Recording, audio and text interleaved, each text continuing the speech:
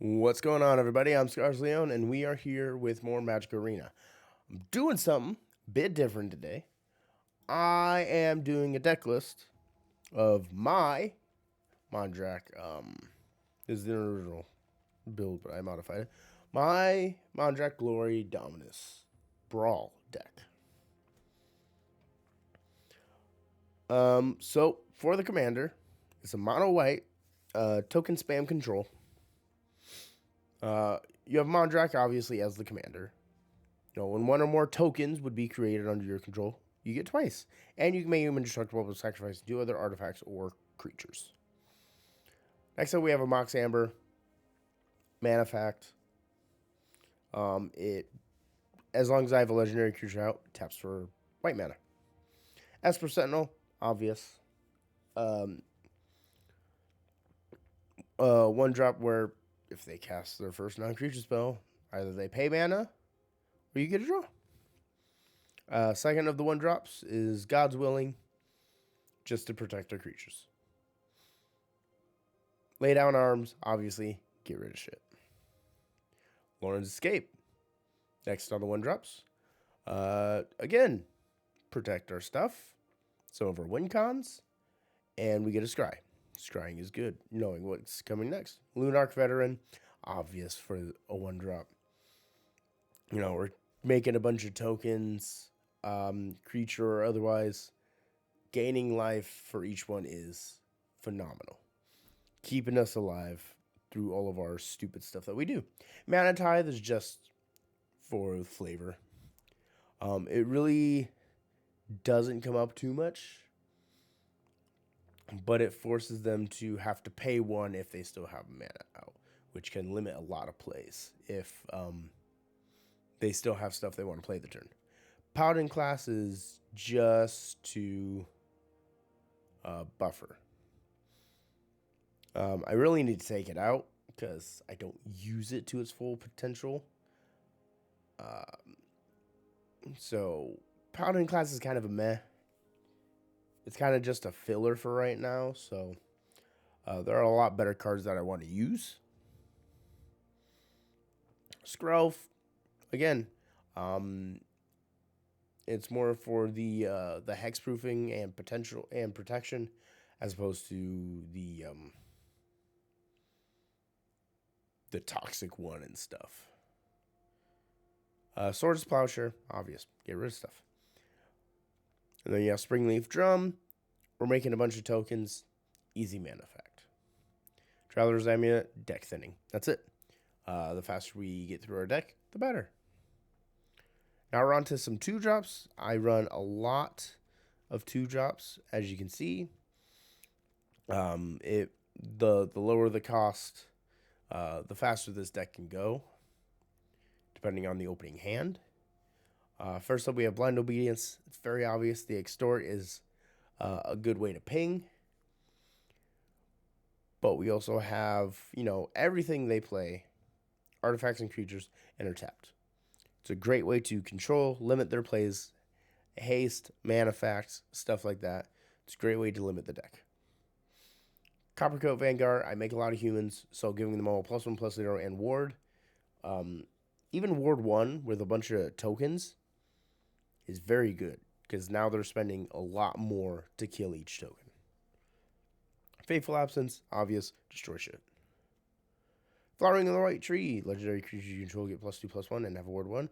Then non-legendary get +1/+1. Obvious. Not our Esper Sentinel, our Skrelv, our Mondrak. Later on, we have some Elish Norns. They're all getting +2/+1 and ward 1, making them harder to kill.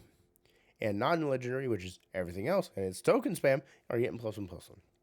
So it's a great buffing card, especially for 2 mana. It's a great card. Great mono white card. Infested Flesh Cutter, token spam. +2/+0 when they attack, get 1/1 might. With Mondrak out, or you're making 2 mites a turn. Kabira Takedown is just for a Moto land. Either we have a land, if we draw it our turn 1, we can play it, get it out, it's done. Or we can essentially kill a creature or planeswalker straight out for 2 mana. Great instant. Great land just to start with on turn 1 if you have nothing else to play. Norn's Wellspring is, again, it's a token spam. So you have a lot of creatures that will probably die. You get a scry and you get an oil counter. It gives you a lot of draw power. Because, 1, tap it, remove 2 oil counters, draw a card. Great draw power because you're going to be putting a lot of oil counters on there if you're using chump blockers and stuff. Next up is the first of many control enchantments in the deck. Ossification. Pretty standard staple for mono white at this point. Enchant basic land you control, enters the battlefield, exile target creature or planeswalker until it leaves the battlefield. Great 2-drop. Fantastic 2-drop. Then you have Planar Disruption and Realmbreaker's Grasp. They both do the same thing. Planar Disruption has a bit more usability because it can target a planeswalker in addition instead of just an artifact creature. But essentially, can't attack or block and can't activate its abilities, except mana abilities. So, like, you get Planar Disruption on Planeswalker, cool. A Planeswalker is useless. Realmbreaker's Grasp, just an artifact creature. Resolute Reinforcements. Flash it in at the end of their turn. You get a 1/1 token or good double chump blocker. With Mondrak out, obviously you get 2 tokens, so you get a triple chump blocker. Revitalize for 2 mana, gain 3 life, draw a card. You get this out right away. It's a great kind of trying to get advantage, or it can save your life. Either way.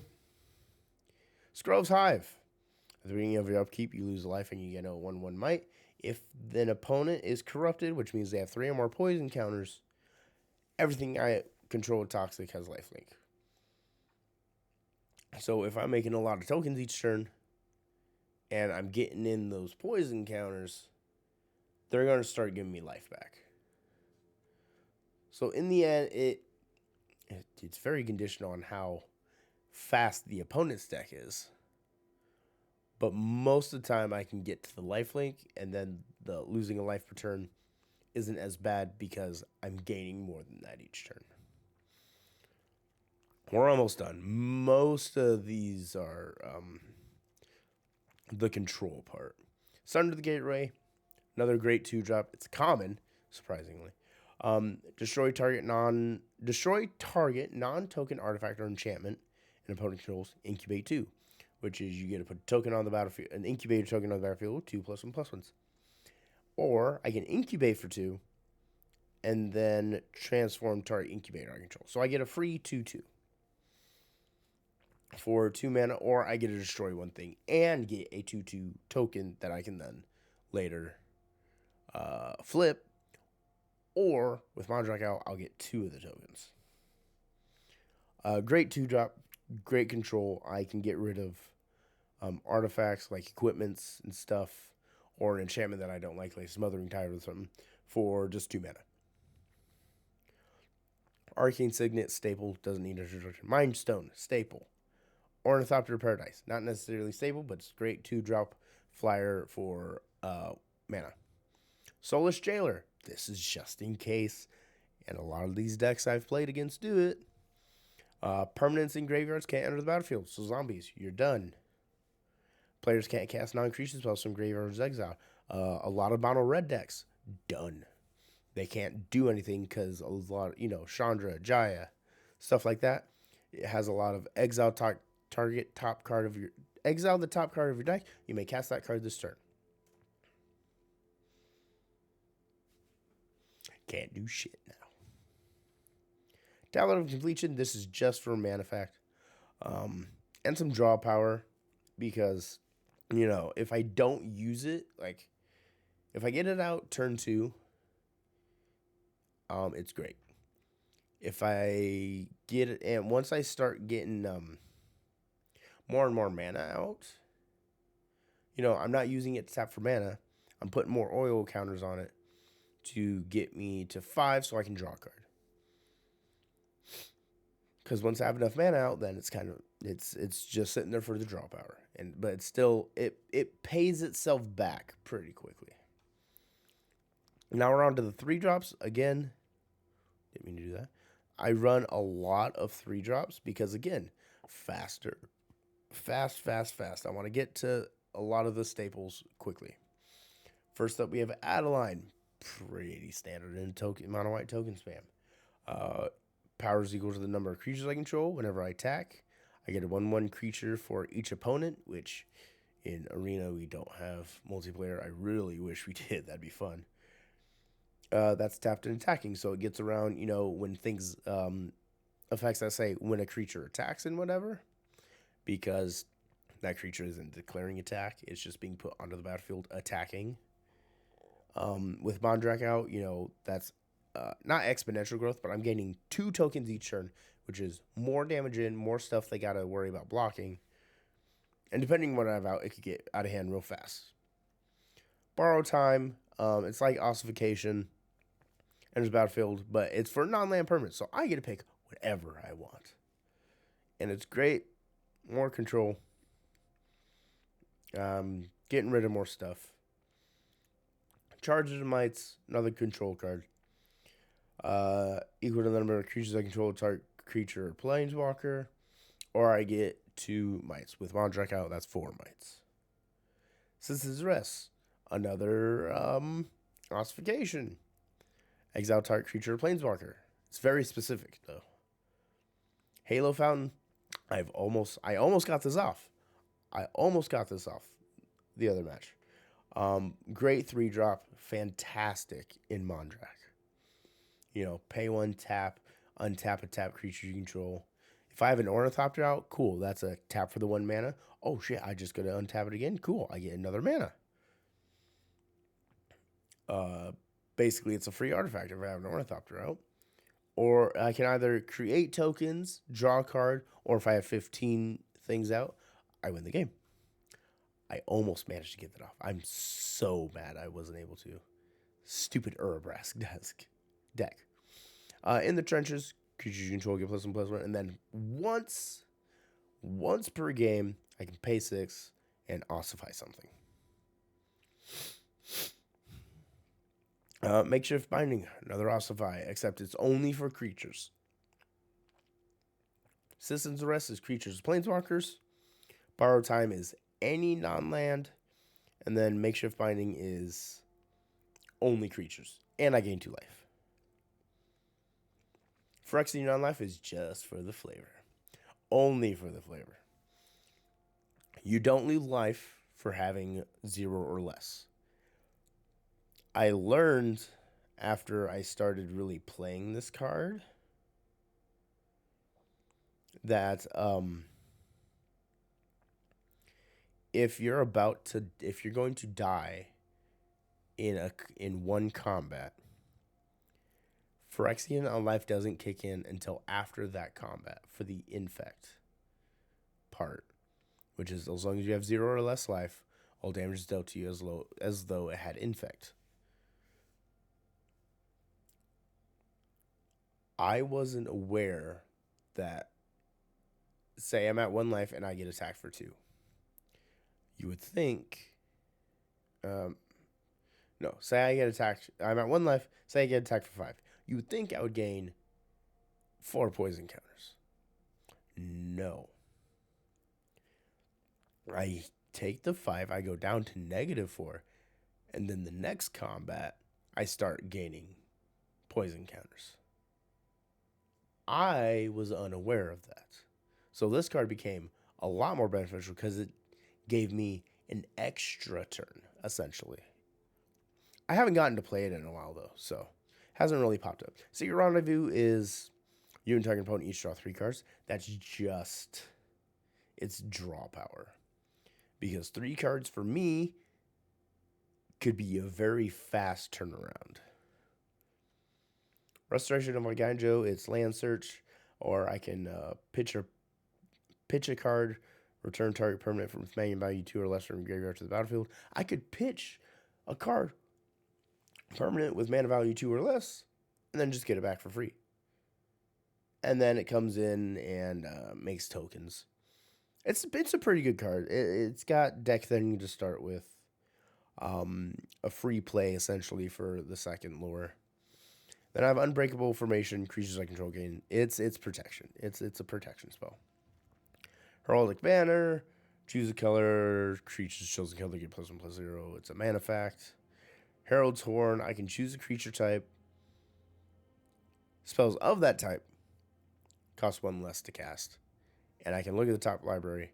If it's of the chosen type, I can reveal it, put it in my hand. So I get a free draw if it's that type. Usually I declare human or Phyrexian. Just because, if it's Phyrexian, I don't have very many in the deck. But it's a free draw, and all of mine are going to cost 1 less. So, like, Commander Tax on Mondrak is going to be 1 less. All that good jazz. Same with my Illusion Ones. Humans, most of my humans are pretty cheap anyway, but having them, be able to get them out even faster is fantastic. Horn of Gondor. One of my win cons. Create a 1/1 and, exponential growth. So Horn of Gondor, I didn't mean to click it. Thank you.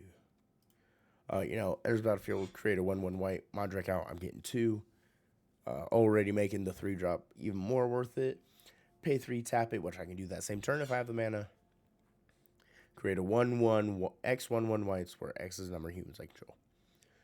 So it's going to be exponential. So I only have Mondrak out in the 2 tokens. Cool. I still have 3 mana. Pay that 3, tap it. Instead of making 2 humans, though, it's going to get doubled, so I make 4.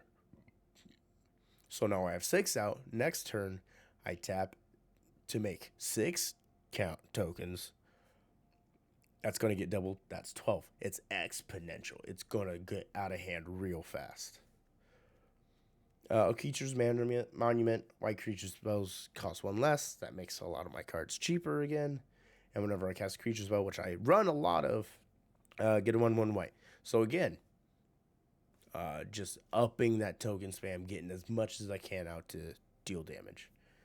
Phyrexian Atlas, it's a mana fact, and if they're corrupted, they get pinged.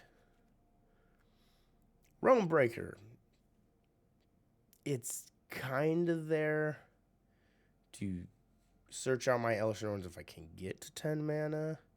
Otherwise, it's technically a mana fact. Because you pay 2, you tap it, they mill 3, and I get a land from their graveyard. It doesn't have to be a land that I milled out of those 3. But I get to steal land from them, essentially. First of the Elishon Ones, one of my favorites. This has won me quite a few games. Because, let's say, I have a lot of tokens out, and they do, all creatures take so much damage. I've had it to where they took, 20 damage from killing all of my tokens for, 1 damage, but they had to pay 1 mana for each instance, or they lost 2 life, and they lost a crap ton of life.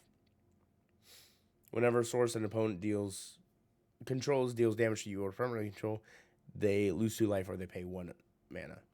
Or I can pay 3 and sack 3 creatures to transform her into Ardent Etchings, which gives me 5 incubator tokens that are 2/2s, or 10 if I have Mondrak out. Second lore, creatures I control gain +1/+1 and double strike if I have a lot of tokens out, if I have a lot of stuff out. Essentially all of my creatures are getting buffed and double strike, so that's a lot of damage I can get through. Or I destroy everything except artifacts, lands, and Phyrexians, and then she comes back as Elishon Orin. Oh, we're in the 4-drops, by the way. I only run 5 4-drops. I run more higher cost stuff. honestly, then I probably should. But some of my 4 drops are kind of important. Myrel, obvious. I'm making it's not exponential growth. Actually, it could be. Are these human soldiers? Yes. No. Yes. So she does feed off of Horn of Gondor as well. During my turn, they can't do anything. And whenever she attacks, I get X11 soldier artifacts. They're not humans. Where X is the number of soldiers I control. So Horn of Gondor makes human soldiers. She's going to be making even more. So her exponential growth goes up too with Mondrak out. I mean, she becomes exponential anyway, but it gets even faster. Like, let's say X squared usually. She becomes X to the 4th with Mondrak out. Smothering Tithe, staple. Obvious. They draw a card, either they pay 2 or I get mana. Teleportation Circle. Kind of, it's a flicker. I think you bring it on my end step, exile target artifact or creature, then return it. I use it a lot to flicker something I attacked with. That's not a token. And get it back so I have something to block with. Or I will flicker something that benefits from entering the battlefield. Because artifact or creature. So I could flicker Horn of Gondor, keep making random human tokens if I need to. Stuff like that. It's not a staple of the deck. It's not a win con. But it's a great way to accentuate. Because I could get a lot of uses. I could flicker a mana fact and have it basically come back untapped if I need something to quick play. The One Ring, obvious. Game protection from everything until end of turn. One time it kind of glitched because I still took damage, even though I'm pretty sure I had the protection from everything in effect. But it's the draw part. It's actually really good. I used to not like this card when it first came out, but after using it a little bit, I started to really like it. It's a fun card to play. Helm of the Host, great win con. Great win con for this deck because it's exponential growth. I have broken Arena a couple of times on mobile because of this card. Because the beginning of combat created a token that's a copy of equipped creature, except the token isn't legendary, and it has haste. It's a 4-drop, 5/2 equip. It sounds like a lot. If they don't have it, artifact removal, I can get it equipped onto Mondrak within 2 turns. Or depending on what I have out. If I have Smothering Tithe out and I have a bunch of mana, I can do it in 1 turn. But essentially, the first turn it's equipped. Okay? I get 2 Mondrak. I get a token of Mondrak that gets doubled. So now I have 3 Mondraks out. The original and 2 tokens because Helm of the Host got doubled off of that. Next turn rolls around. I cast whatever. I go to the beginning of combat. And now Helm of the Host triggers and it goes to make a token. Now we have a series that we have to go through. The original Mondrak is going to double it. And then the next Mondrak is going to double that. So now we're up to 4. And then the next Mondrak is going to double that now. So now we're up to 8. We get 8 tokens off of that. And we've done nothing except go to combat.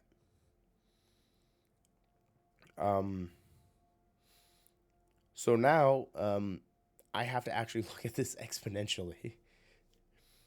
So now it's going to be whenever I make a token, I can calculate the number of tokens I'm going to make as 2 to the X, where X is the number of Mondraks I control. So with 11 Mondraks out, whatever I make, let me pull up my calculator real quick. Where's scientific? Oh, there we go. To the no wait on 11th. So say I make one token. I make one token of anything. I am getting 2,000 tokens. On mobile, the card limit is like 260, I would say. Number of permanents. I have caused games to end in a draw because the game can't process anymore.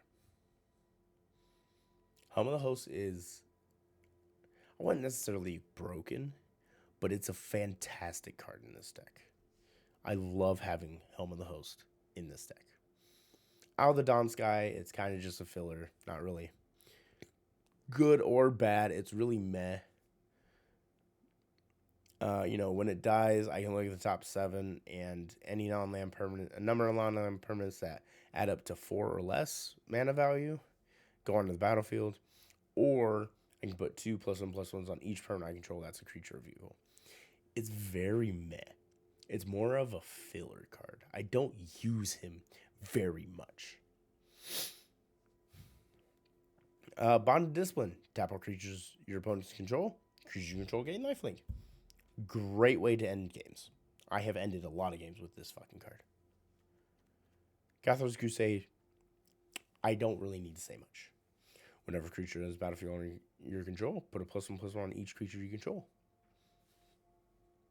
It's things get out of hand real fast with like Horn of Gondor, Myrel, and Mondrak out because it just gets insane. I've had people quit because of how big my creatures were getting. Defiler of Faith. It's another meh card. To cast white permanent spells, I can pay 2 life and reduce any that spell's cost by 1 white to just 2 life. And then whenever I cast a white permanent, I get a 1/1 white soldier. So again, feeding Myrel. Feeding Mondrak by making more and more tokens. Feeding Cathar's Crusade by buffing everything a lot. Farewell, 6-drop, removal. That's it. That's all it is. Board wipe. Eternal Wanderer. It's another board wipe, but it's really funny. I can either flicker something, create a 2/2 white samurai, or 2,000, depending on how the game's going. Or for right away, when I play her, I can pop her alt. Basically board wipe except for 1 creature. It's a great control spell. Great removal spell. Cage Sun. Creatures of a chosen color get +1/+1 for a 6-drop. And I can double my mana output, essentially. So it makes all of my cards instantly a lot more. It makes my deck a lot faster to play. I have Elesh Norn. Again, if I put Helm of the Host on it, it's going to stack up and stack up and stack up. Other creatures I control get +1/+2, and it weakens all theirs by the same amount. And it has Vigilance. With Helm of the Host out, I'm making more and more of her. So, like, off of 1 turn with Mondrak out, cool. Now I have 3 of her out. My creatures get +6/+6. Yours get -6/-6. Which not a lot of decks can survive that. Avacyn, protect all my shit. If I can get her out, other permanents I control have indestructible. Basically, you have to start exiling stuff or minus stuff. White Sun's Twilight is a board wipe, or in some cases that I've used it in, just to get out a lot of mites. And then we have the land, fairly basic land. Iganjo is for the control and just for land. I've used it more for the mana as opposed to the 4 damage target attacking your blocking creature. Minister with, again, I'm attacking with more than 2 creatures each turn anyway, so it's great draw power. Plains, obviously, 29 of those bastards. Fair Basilica, it's kind of just for the flavor. It enters tapped, and I can sack it. There's probably better lands I could use. Honestly, I could probably drop it and be fine on land still. Nykthos, I haven't gotten to play it in a while. It hasn't really popped up. But choose color. Add an amount of mana of that color equal to your devotion to that color. most of my stuff are permanents with 2 white symbols. You know, if I have a Mondrak and just one other thing out, that's already paying for itself. Plaza Heroes is just for... Honestly, it's just for Plaza Heroes. I run quite a few legendaries, so it's kind of just... And for the protection, the pay 3, tap, exile it. Target legendary creature gains hexproof and indestructible. Might as well. Seed Core is one of those more for the flavor. Because again, it's add 1 of any color. Only to cast Phyrexian, so it can help with Mondrak if I need an extra white. Or target 1/1 creature gets +2/+1 if they have 3 or more poison counters. But yeah, that is my Mondrak Brawl deck or Commander deck. Feel free to make suggestions in the comments. I would love suggestions on what to play instead. Like, tell me what I should take out, what I should put in instead. Like, I am down for any suggestions on how to improve on this deck. I really am. So, I hope this kind of gave either some ideas to build your own. If you want to copy this deck for yourself, have at it. I will not stop you. Anyway, otherwise, be sure to subscribe so you don't miss out on content. And I hope you'll enjoy it. So until then, until next time, have a great day, everybody.